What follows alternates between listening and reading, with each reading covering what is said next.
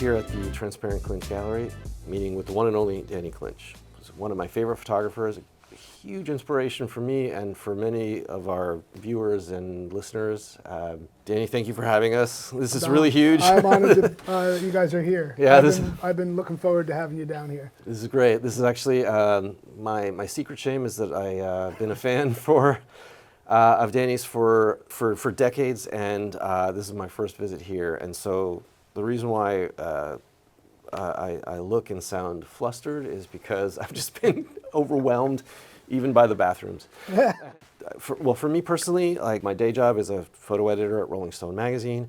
I've been there for 17, almost 18 years, and and so in that time, I was actually hired to work on non-music related features, which then became the opposite. I would now work on every kind of story there, and became a student of music photography history, getting to know the likes of Jim Marshall and Neil Preston and Roberta Bailey and Bob Gruen and you name it, Annie Leibovitz, and of course Danny Clinch. But Danny is a photographer that I've been a fan of since, I think I was trying to tell you, I was trying to even describe the image. I saw it was like 1994 when I first started at Newsweek magazine as a picture editor, and I knew about Danny and Danny's work before I even knew about Jim and everyone else. And so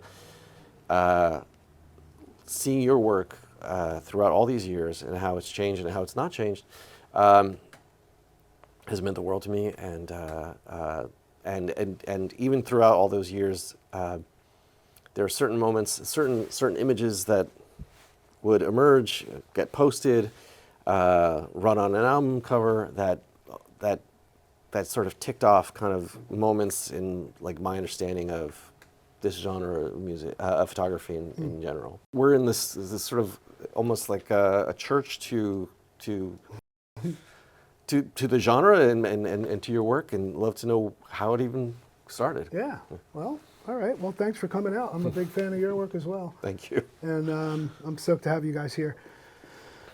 I loved music and art growing up, and my mother always had a camera all the time. I got my first camera at a little yard sale when I was probably like 6 or 7, and started taking photographs, and a little Kodak 126 camera, I remember. Oh, wow, yeah. And there was always music in the house. My dad had one 8-track cassette that would transfer to every new used car that we would get. It was, songs of the 50s, Richie Valens, Buddy Holly, The Big Bopper, Elvis, etc. And so I always loved music, and I just remember deciding to combine the two when I got old enough to decide, like, what am I going to do with my life, And I just for fun, I started sneaking my camera into shows. Oh, nice. Just to photograph. So I just really loved having a camera in my hand, and it just like, it enhanced my life experience, I think, on a lot of levels. And so, as I said, when my parents decided, or said to me, you need to decide what you're going to do for a living. My dad was a house painter, and I did a lot of house painting, which I loved and still love, but I didn't want to do it for a living, and I chose photography. And, I just I'm not a great planner, so I just was like one foot in front of the other. I just, went to school for visual arts, and really liked it, felt like I was doing well there. Then I went to school for photography at New England School of Photography, which is in Boston. Boston, yeah. And I loved it there. I was always kind of like looking at myself at, versus the other students, like how are they doing? How did I feel I was doing? And that sort of thing. And again, I always just was leaning towards music, and the photographers that informed my style, I would say, are kind of varied, in a sense that, like, Robert Frank, Danny Lyon, people, the photograph as a document, I love. And then you think about like Irving Penn and Richard Avedon, and these are photographers that got the opportunity to photograph everything Yes. and everyone. Like I always, thought like if I could just be like Irving Penn, I could photograph the fashion models and the musicians and frozen food, and just be a problem solver for great imagery. And I think maybe a lot of us feel that way when we're out trying to make things happen. And I just kept kind of leaning back into music. So I just really strove towards trying to insert myself into those situations. And there was a workshop that I saw in the back of Photo District News. At the time, I was actually running a portrait studio in New Jersey through a friend of mine, Jack Belusky, who had a 1-hour photo. And he rented the little studio down the alleyway next to his 1-hour photo and started to do family portraits, engagements and things like that. And when I came back from school, he's like, hey, you want a summer job? Like, here's the keys. Do these shoots for me, and then you can bring any of your friends, musicians, whatever, in there and photograph them. So that was fun. And while I was there, I remember sitting in the lobby one day, just going through Photo District News and seeing a workshop, photographic workshop, Ansel Adams Gallery workshop. Really popular workshop. Geez.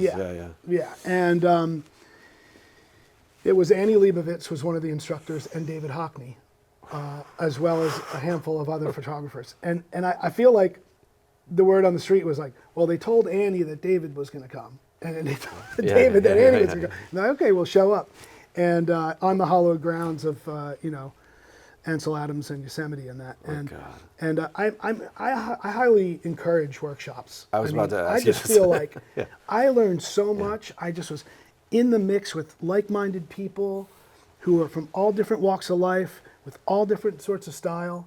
And I got so much out of it. And I just sat there, and I was cutting some of the other classes and just going to Annie and David, and they were really connected. And Annie's assistant at the time, a guy named Dave Rose, he and I became close. And by the end of the workshop, Annie invited me to be an intern at her studio.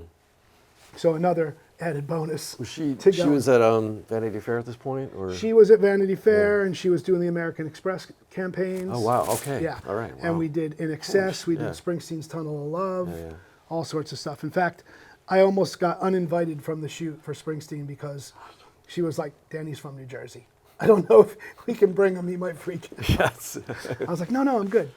And so working for Annie opened up so many doors for me. And like her agent worked with Stephen Meisel, so I got to work with Stephen. I worked with Mary Ellen Mark. Oh my God. Timothy White. Oh wow. I got a really great education. It was great. I took something from everyone, and I actually surprised myself as to what I took from each, and you would think, and I learned, Stephen Meisel learned from the school of Richard Avedon, the small pinched umbrella in the studio, but his location shooting and his ability or want to take a chance and shoot at a quarter of a second as the sun's like pretty much beyond the horizon, and just getting that little bit of energy and stuff. It's like, that opened up, some things for me. I see that, because I want to ask you about your Tupac Shakur strip. Yeah.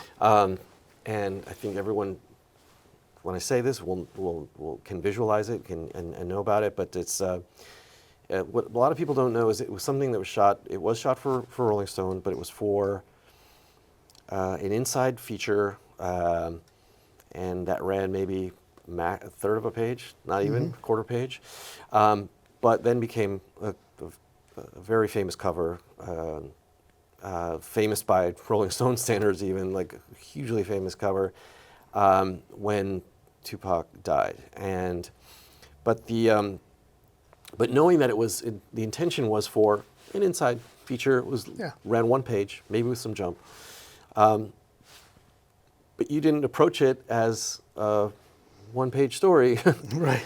When I see contact sheets or resulting secondary images that you may have done, or other edits, it's like we were shooting for a cover. Yeah. Is that what when you go into any situation, even if it's small? I gotta come away with. I think you want to cover off on that. Yeah, you know, yeah, I think you want to have that, leave that option open. I think it was, if it wasn't my first Rolling Stone assignment, it was close. Yeah. And I do recall thinking that, wow, it could be a cover. I also, at the time, I was doing when I mention all those photographers that inspired me, and I get back to Avedon and Penn, like their portraits are really important to me. Yeah.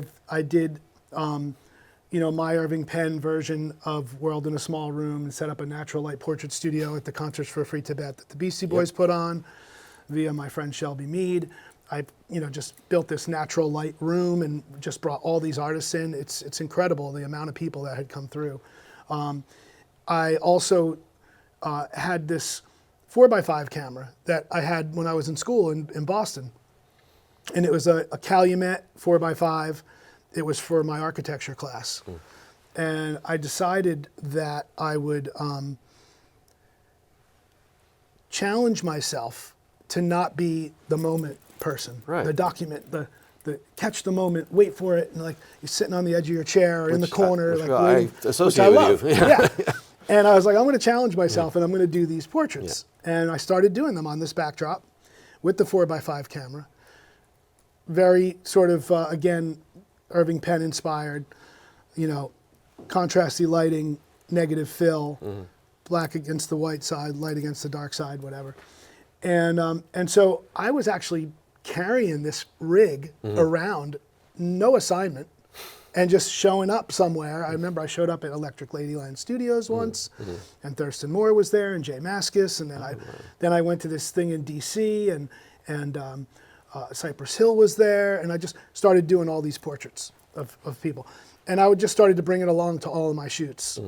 And I just said, well, I'm going to bring it to the Tupac shoot. And how do you react to that setup? He was just really cool. He showed up and was he was on time, and I shot a lot of hip hop early on. Did the Nas Illmatic and Pete Rock and CL Smooth, Redman, etc. And they often would show up. I recall Redman showing up with like a whole crew and as a party. Yeah. Hey, we'll shoot my album cover. Let's bring the whole neighborhood. Which was fun. But Tupac showed up right on time with one other guy, bag of clothes, and just was ready to get to work. I think the reason that I got so much work at the time is all of the other people in the industry, the well-known photographers, who just felt like it was a fad, and they just weren't like necessarily interested. But it's so interesting that like you're known, yes, for hip hop, but then you're also known for rock, like Foos and Bruce and roots music and everything, and then I'm like, oh wait, so like it's literally across the board everything, and as it's to get it on the wall here. So I think it represents my musical taste too, and I was never really wanted to be pigeonholed into it, and so I was stoked when I was in '94, like '93, I did Tupac. '94, I photographed Johnny Cash. Yeah. I was like so stoked when I grew up listening to Johnny Cash. Yeah. My mom loved Johnny Cash, my dad, and then it was like Ralph Stanley and the Clinch Mountain Boys, and then Metallica. Yeah. So I was just going all over the place, and it didn't bother me a bit. I loved it. '99 was a very interesting year for me. If you go back into my archive, there's a lot of really, really interesting. I've been noticing just even on the wall here, just like the '99. There's a lot. There's a lot. Yeah. Why was that? Why was that? I don't know. I don't know what happened, but Or is it just the work that you really like? For yourself, that you were making for yourself, or that I guess I just was kind of hitting my stride in a way, and I had this book of photographs come out called Discovery In, and it kind of gave me like I crossed over into like having my own book of photographs, and I was handing it out where I could, and I just was, I had done a lot of work with Def Jam, and I was shooting for, Spin and Rolling Stone, and like I just kind of had like a little groove going. I had crossed paths with Springsteen, through Annie, and you know, was always going to the Stone Pony and trying to see if I could get some photos of him in there. And I decided that I was going to make a play to let Bruce know that I was around. And so I sent my book of photographs. And I thought, you know, that I'll never hear from him. And at the same time, I had just photographed John Mellencamp for some publicity. And his publicist, Larry Jenkins, also works with Dylan. And in the middle of that shoot, Larry said, you know, I like how this shoot's going. It's relaxed and John's comfortable, and maybe he's not always comfortable. He's not always comfortable. Yeah, and I kind of liked him for that reason. Yeah. And we had a great shoot, and he was like, you know, if I do a Dylan shoot, I'm gonna, you know, put your name in there. And I was just like, okay, well, just let me know. And so on March 16th, I get a call in the morning, and it's from Jeff Rosen, who is one of Bob Dylan's managers, and a really dry and funny person who I really like and have gotten to know. And he said to me, Danny, my name is Jeff Rosen. I represent a singer-songwriter. You may have heard of him. His name is Bob Dylan. And I was just like, yeah, okay. And he said, Larry Jenkins says you're the guy to shoot Bob Dylan. And I was like, Larry's a genius. We have to listen to Larry.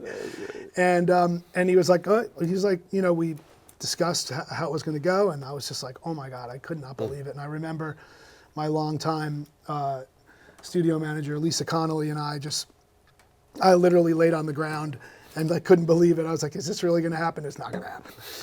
So anyway, off I go to another meeting at MTV for something. I can't recall what it was. In the heyday of MTV, I go up to this meeting and I get a call from this woman, Sandy Churon, from the Springsteen camp. And she said, hey, it's Sandy. You know, I just was on my way to rehearsals with Springsteen at Fort Monmouth. And FedEx showed up, and I just grabbed the books and I took them. I showed it to Bruce, and he wants to know if you want to come down and like shoot some photos. I was like, let me check my schedule. Yes. And I was like, on the same day, like I got that call. I mean, so you can't make that shit up. So the Ambassador Hotel shoot with Dylan was the result of that. Yes. Amazing. And there's this photo is right back here. That's right. I was just saying. And he looked from underneath the newspaper, and because I was kind of close with a wide lens, and I was like, get the shot. He's like, are you getting my shoes? I'm like, yeah, I'm getting your shoes. Thinking another shot that you were telling me about him at the mirror. Is that from this? Is that from that shoot too? Same session. Yeah. I pulled the Mary Ellen Mark, which was he showed up. I had my Leica on my shoulder, and we had a little conversation. We talked about. I had a bunch of CDs. This was pre, iPhone. We had a bunch of CDs in a boombox, and we were looking at some of the records, and then he said, all right, well, let me get my stuff together. And, I followed him over to the mirror, and he was just adjusting his hat or whatever, or smoking a cigarette. And I immediately shot a couple of photos, and I felt like, I basically told him without saying anything that I'm here to photograph and we're going to get some good stuff. Nice. And interestingly enough, the Ambassador Hotel was where Robert Kennedy was assassinated. That's right. And died in the kitchen. It was also where the Rat Pack used to play at the Coconut Grove Room. Mm-hmm. And there's all sorts of history there. And I knew it, but I didn't know that Dylan was going to be like just crazy about the fact. Oh, you know? And the guy who was the location manager just said, hey, you guys want to take a little walk? And we're like, yeah. So we just walked around this whole place, and I was photographing the whole time, and Bob was so interested, and he was peeking out from behind curtains and like hiding in doorways for me. Yeah. I was just like, shh, shh. You talking about 1999 as being sort of like a year where you have all these pictures you like, and it's funny that you mentioned it just because I have a year that of pictures that I like, and it just seems really random, but for me, I think it's just because my schedule at Rolling Stone was kind of lighter that year for some reason, and I went out to shoot maybe more than ever before or since, just because of the the ability to make that time. And so I was out like 3 times a week, 4 times a week, hitting shows, a couple of shows, and the results were something that was a little bit more fine-tuned for me about like what I was out to get, what I was looking for. I wasn't just trying to get the same thing. I wasn't shooting for the magazine. I was shooting for myself. So I'm not really worried about, I got to get that one shot that's going to fit the printed page. And so I was wondering, what do you think 1999 was about? Like, it was just a lot of personal work, or work that wasn't for magazines specifically with a...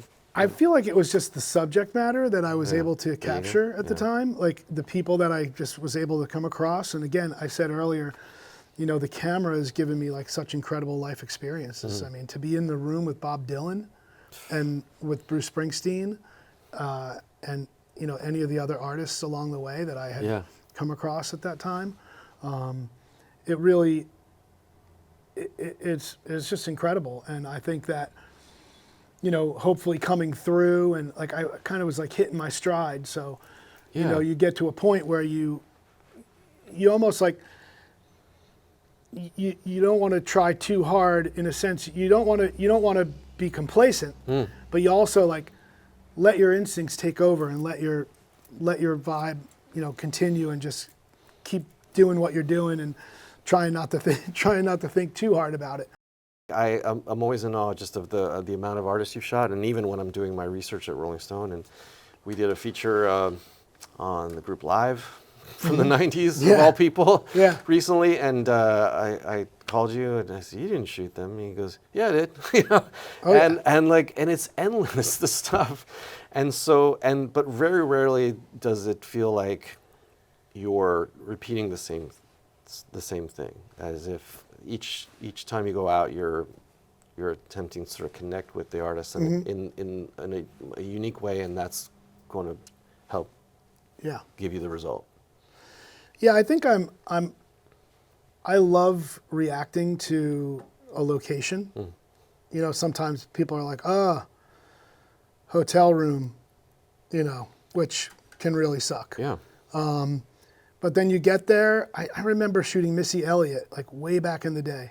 I literally waited around 4 hours while she got her hair and makeup done. And then she appeared in the doorway and said, sorry, you know, I just don't have the time for this shoot. You know, like her person was like, you just don't have time for the shoot, you know? And I was like, I waited for it, and you guys are gonna walk away without me taking a photo? I was like, I literally said, just give me 60 seconds in the hallway. Yeah. And it was the worst lighting ever. It was those puck lights in the ceiling that came down, and she stepped into it, and she had these long eyelashes on, and the puck light shone down and put like these long streaks on her, and I just went boom, boom, boom. And I was like, see ya. Who was that for? Do you remember? I think it was Spin. Oh, wow. Yeah. Or no, Entertainment Weekly. Oh, cool. Probably Michelle Romero. Oh, yeah. Yeah, she gave me a lot of great assignments, Yeah. It was, I mean, you just have to make it happen. But I do like the challenge of responding to a situation. And most are different. You know, each hotel room's different. You know, you go to a recording studio is different than, you know, and people are different. I kind of like, also, as much as I like to have a plan going in. Here are my ideas. This is what I know about the band. This is what the magazine needs. Got all these variables. And then if I can throw them out the window because something's better when I get there, then that's awesome as well. You know, so you kind of have to learn to roll with the punches. And then, you know, sometimes you trust your instincts and they're wrong. You know, I can remember, you know, shooting Metallica one time way back in the day, and it's just like, you know, I ended up getting incredible photos. As I look back at them, the photos are great, but I beat myself up over one missed opportunity for years. It felt like.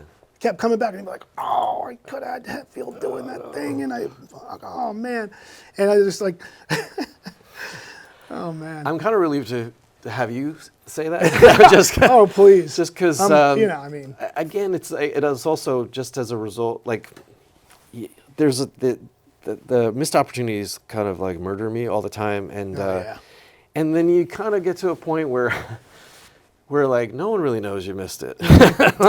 So you don't have to tell anyone. It'll eat you alive. So I appreciate you telling. The point I wanted to make about people's style earlier, Yeah. which I always feel is important, because I think as a young photographer, you're always trying to figure out what that is. And it's what I love about photography. If you like food, if you like fashion, music, whatever, you can lean yourself into what you love. And it also goes with, like, what lens are you using? What filters are you using? Back in the day, I had to choose, am I shooting black and white or am I shooting color? Yeah. I shot black and white. A lot of people said to me, you're not going to get work. Oh, this is all black and white. Yeah. My whole portfolio was in black and white. And I was like, whatever, this is what I like to do. And it didn't seem to hurt me. And just like, I like being in close with a wide lens in the middle of shit. Like, I like being there, like some people are like, I like clean fashion from far away with a long lens with a blown out background. For me personally, love the photographers that you mentioned as inspiration, and I don't want those names to ever go away. Like, I understand that's how over time there's other people, other photographers that come up, but it was a very special time in photography then, uniquely because partly because of the sort of editorial magazine systems that sort of kind of raised the game, and the well-known art directors that kind of pushed the limits of creativity, and so these are the photographers that sort of responded to it, and so Avedon and Irving Penn and Marilyn Mark and over in the UK David Bailey, and it's interesting you were talking about the tent poles of photography and these people that we want to keep in mind.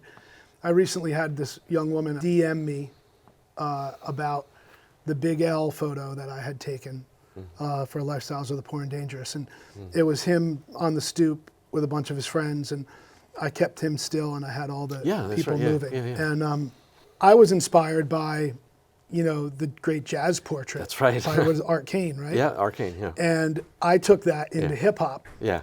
And then she made a point to tag me when she talked about shooting her music video and using that as her inspiration, as if it specifically came from Big L. Right. So it was cool. So it's Art Kane to Big L to amazing. This young lady. That's amazing. Yeah. I think one key piece of advice that I would leave with people is there's like something I learned early on. I think as you're trying to, a lot of people are like, how do you get your foot in the door? Of like, how do you get into meet these people? And everybody's like, I got to get my photo of Bruce Springsteen to him because, or Taylor Swift, or I want to get them the photo of them because it's a great photo, and it makes me think about this moment when I was younger, and I like to gift prints to people, like a physical print that I could hand to someone. Yeah. And I was always going to New York City. I kept seeing the same guy all the time in the pit. Yeah. When I was going in to shoot the first 3 songs or whatever it was. You're talking about security. Yeah. Yeah. And it's one security guy in there, and I'd come in, I'd say, hey, what's up, Daryl? How you doing? Whatever, little small talk, whatever. A couple of years in, still seeing the same guy, high five him, whatever. And I would always make prints for anyone that I've felt had helped me along on my journey. And I was like, Daryl, what's your band? Who do you really like? And he surprised me. He's like, Pearl Jam. I love Pearl Jam. I was like, oh, okay. So I come back, I bring him like a nice 11x14 print of Eddie jumping off of the rafters at Lollapalooza in '92. I was like, here, I got a gift for you. Well, Jesus. He and I were so good forever. Oh, yeah. And fast forward, I don't know, 10 years or whatever, literally. And I'm photographing Dave Matthews Band up in Toronto for publicity. I got a studio booked, got all my setups. The van rolls in with the band. Who steps out of the van first? Daryl. And he's like, yo, Danny, what's up? I was like, hey, what's going on? And so now he's like tour managing for, we all got along, and they invited me on the road to do some tour managing. And I was like, well, of course they did, And I think about that. You think that you're trying to get the image to the artist. Yeah. But it's the publicist, it's the person who gives you the assignment, it's the tour manager, anyone really that you're like, man, I'm really grateful that you were helping me out on this journey, And so it's all about relationships Yeah. at the end of the day. This is the kind of thing that I've always mentioned to younger photographers is to make your strongest selection and don't show the rest. Yeah. And then you'll go out a legend. You know what I mean? Like, Yeah, you know. yeah. It is hard. I mean, I think I like a nice sort of carousel of storytelling, you know? 100%, yeah. You know, a Yeah. detail here. If you have it. You know, a wide shot or the Yeah. crowd, and then, you know, the guy in front of the microphone is fine if it's got some, If there's you a know, story, vibe like, to it. if there's a, yeah, definitely, Yeah. that's an important word. If there's a story to it, an Mm-hmm. arc, maybe consider even like a 20 image Instagram post or a portfolio that you're putting together as almost as a way that you might be approaching when you were making Discovery In, and Yeah. the flow of that, of the way a book will go, and the scale shift, and maybe even some white space, Mm-hmm. and or that kind of thing. Yeah. That's, I think, the way that imagery can be kind of ingested rather than the same scale over and over and over Yeah. again. Yeah. My other piece of advice is take a step back. Actually, literally, there's so many, especially when you're shooting for a magazine. This sounds silly, but it's like it's maybe not, as a lot of people sometimes go in too tight, and sometimes when you're working with layouts that you need a little bit of room around the edges, and honestly, that has helped so much if someone can, like when they take a step back, and it's just people keep telling it to me because I like to get in close too, Yeah. because I do keep in mind kind of how my work could be used and be seen, and to think about it as sort of a layout in a book that might one day exist, and so that means keeping sometimes subjects out of the center, you know, once in a while, and play with different compositions, and taking a step back and giving more of the scene, because you can always now go in a little bit tight. That's like a really boring technical piece of advice, but you know, there you go. especially in the day of digital. Yeah. You know, you can really push got in it. if you have Yeah. to. And it's good to give the art director some room. I wanted to mention also, in honor of where we are right now in the Transparent Gallery in Asbury Park, I think another thing that you might want to do in this day and age of like looking at photographs on a little screen is, you know, to find a space. And this space here is not a white glove gallery. It's a lived-in living room with live music and all that stuff. And you can walk up to the images and look at them, and you can study them. And you, as a photographer, you know, even if it's a short 10 image photo essay that you can hang in your local coffee shop, Yeah. or somewhere in the neighborhood or at your own space and invite your friends over.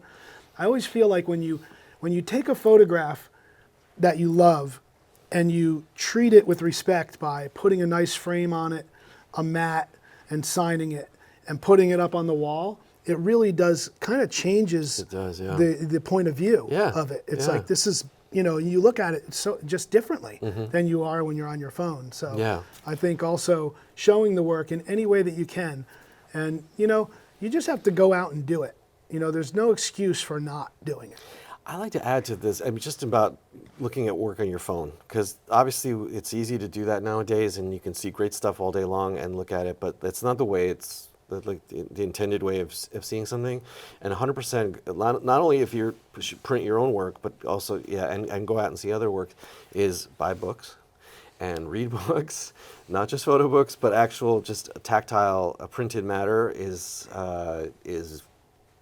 slowly dying, and it's the most important kind of resource we have. Just taking a tour of this place and seeing sort of the back office there, I'm like, no doubt I'm eyeballing like what's on the shelf. Like I want to, you know, see what's important to you. There's an Abaddon book back there, Yeah. for sure. So and when I was discovering photography for myself and having it shift from being something personal to being something that became more professional, some of the first books I got was Discovery In. I got to check to make sure, see if I have the hardcover one. I think I do. Yeah. And then, but also the Tibetan concerts was like a really big deal too. And and just to see, even just the choices that are made in these, in you know, when you're and the pacing and the edit is all part of the way you see this kind of work. And not only that, but print out your work when you want to make an edit. Print them out even on like crappy Xerox paper. Cut them down, put them out on your floor, put them out on the wall, and like look at it that way. Yeah. And then you can move things around. And I'm not saying every Instagram post has to be created in this way, but sometimes seeing that work in that way, again, it definitely changes things, and then you can quickly move it around, and you can see what makes sense. Thank you for bringing that up. Yeah, because that's still very important, and it's not at all it's not comparable at all to looking at something on your phone and navigating through the fucking like photo folder and on Instagram. Forget that. Take it from the old guys. Read books. That's right. Yeah, read books. Danny, thank you for having us here at the Transparent Clinch Gallery. I implore you, if you are nearby or not so near, to make this a destination.